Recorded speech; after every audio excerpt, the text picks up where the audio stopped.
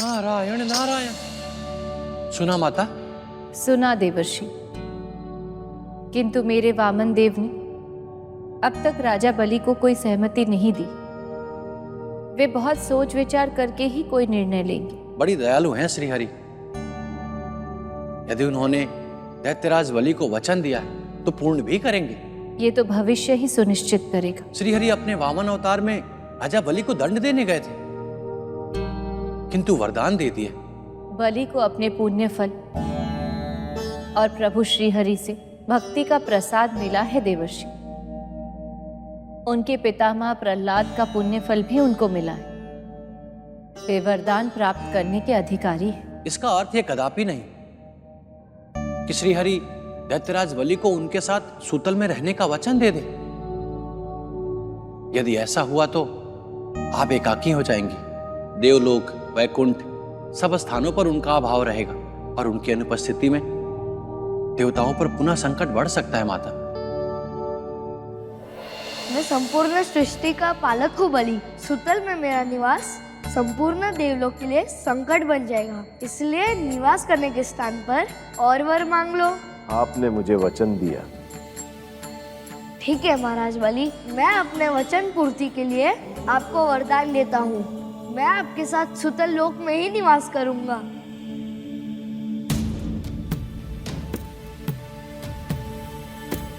श्रीहरि सुतल में नहीं रह सकते। कुछ कीजिए स्वामी, उन्हें रोकिए। विचलित ना हो देवी पार्वती। श्री हरि को अगर कोई रोक सकता है तो वो है उनकी भार्या देवी लक्ष्मी।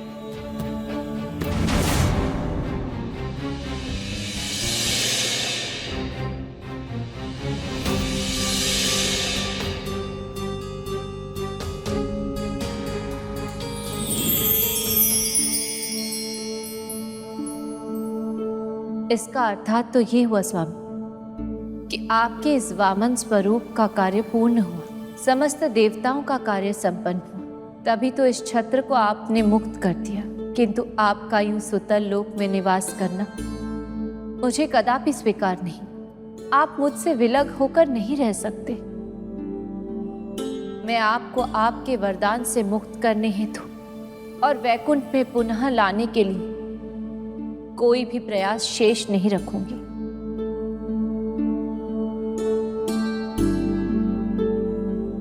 किंतु ऐसा क्या हुआ स्वामी कि मेरा दिया हुआ ये भेंट आपने मुझे लौटा दिया? ये मेरा दिया हुआ कोई उपहार नहीं था, अपितु मेरे प्रेम का प्रतीक था। इसके लिए मैंने कोई उपबंध नहीं किया था। प्रेम का कोई उपबंध होता भी नहीं है। मुझे ज्ञात कि वामन देव के रूप में आपने देवों का कल्याण किया, माता अदिति को जो वचन दिया था उसे भी पूर्ण किया, देवराज इंद्र को अभय प्रदान किया। किंतु क्या कभी आपने ये सोचा कि आपकी अनुपस्थिति में मेरा क्या होगा? मैं पल पल आपकी प्रतीक्षा करती रही, आपकी स्मृतियों का पाथेय ढोती रही। किंतु आज आपने ये उपहार लौटाकर मुझे चिंतित कर दिया स्वामी। आपने मेरी चिंता और बढ़ा दी स्वामी। नारायण नारायण। मेरी चिंता दूर करें प्रजापति। मेरी विकलता बढ़ते जा रही है। पता नहीं मेरे नारायण कब तक सूतल में रहेंगे। इसमें चिंता कैसी देव ऋषि नारद। सूतल में श्रीपति अकारण नहीं है। उनकी प्रत्येक क्रिया में सृष्टि का कल्याण निहित होता है। मेरी चिंता का कारण केवल प्रभु का सूतल में निवास नहीं है परमपिता, अपितु माता लक्ष्मी का एकांकीपन है। उनके बिना माता कैसे रह पाएंगी परमपिता? नारायण अपनी भार्या के बारे में आपसे अधिक सोचते हैं देवर्षि, और उनका प्रत्येक अवतार लीला विशेष के लिए ही होता है। हमें उसी की प्रतीक्षा है। हे माता, किंतु ये प्रभु की कैसी लीला है जिससे माता लक्ष्मी संकट में पड़ गई हैं? देवी लक्ष्मी के संकट में ही समाधान छिपा है नारद। राजा बलि ने अपनी भक्ति से श्री हरि को प्रसन्न किया है। जिस प्रकार वह आपकी कामना पूर्ण करते रहे हैं, ठीक वैसे ही अपने भक्त राजा बलि की कामना पूर्ण करते हुए इस प्रकरण का पटाक्षेप करेंगे।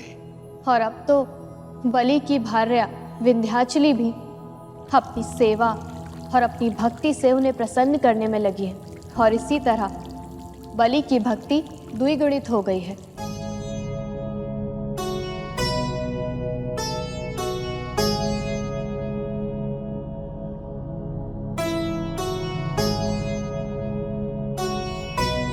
ऐसी भक्ति भावना अत्यंत दुर्लभ है देवी विद्यांचली। मैं प्रसन्न हूँ। मुझे पूर्ण विश्वास है कि सेवा और श्रद्धा की इस भावना से आपकी समस्त कामनाओं की पूर्ति होगी। मेरी एक ही कामना थी श्रीनिवास, कि आपकी सेवा का अवसर मिले, और आज मुझे वो शुभ अवसर मिल गया।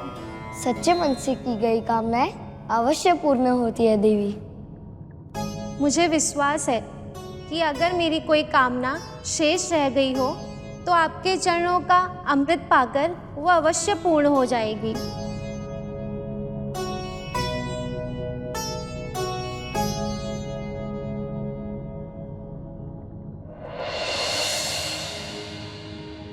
अति सुंदर देवी, कदाचित आपके ही पुण्य प्रताप के कारण श्री हरि की हम पर कृपा हुई है। केवल मेरे पुण्यों से नहीं स्वामी, आपकी भक्ति और निष्ठा से ही आज श्री हरि वामन के रूप में यहाँ पधारे हैं। मैं तो आपसे सदैव ही कहती थी कि जीवन का सुख मात्र साम्राज्य और वैभव से ही प्राप्त नहीं होता, किंतु मैंने नहीं देवी विंध्याचल, परिस्थितियों ने सर्वशक्तिमान सत्ता के विरोध की भावना भर दी। मैंने देवताओं की नीतियों पर संदेह किया, सदैव इनके विरोध करता रहा, सतत रूप से उनसे युद्ध करता रहा। यह दैत्यराज बलि का अहंकार था, और अहंकार सदा अनीति और अनिर्णय को जन्म देता है और प्रभु के विरोध में ला देता है। मुझे इसका ज्ञान हो गया। ज्ञान स्वतः नहीं हुआ, साक्षात श्री हरि ने आपको ज्ञान कराया। आपने तो केवल 3 पग भूमि ही दान में दी थी। आपको कहाँ पता था कि 3 पग भूमि भी भगवान के लिए कम पड़ जाएगी। मेरे इस अहंकार का अंत कर श्री हरि ने मुझे सृष्टि के सत्य का ज्ञान करा दिया। उनके चरणों ने मुझे मार्गदर्शन किया। मैं उन्हें कदापि नहीं छोड़ सकता। आंखें खोलिए स्वामी, देवलोक पर आए संकट को दूर कीजिए। आप कब तक ध्यान में बैठे रहेंगे स्वामी? यदि उचित समय पे आपने निर्णय नहीं लिया तो पाताल लोक श्री हरि का स्थायी निवास हो जाएगा, और वहां देवी लक्ष्मी वैकुंठ में श्री हरि की प्रतीक्षा करती रह जाएंगी। स्वामी, क्या आप देवताओं और देवी लक्ष्मी पे आए इस संकट का कदापि ध्यान नहीं है? हमारे सभी एपिसोड्स देखने के लिए अपने एंड्रॉइड के प्ले स्टोर से या iOS के ऐप स्टोर से हरिओम ऐप तुरंत डाउनलोड करें। सभी एपिसोड्स के सबटाइटल तमिल, तेलुगु और अंग्रेजी भाषाओं में भी उपलब्ध हैं।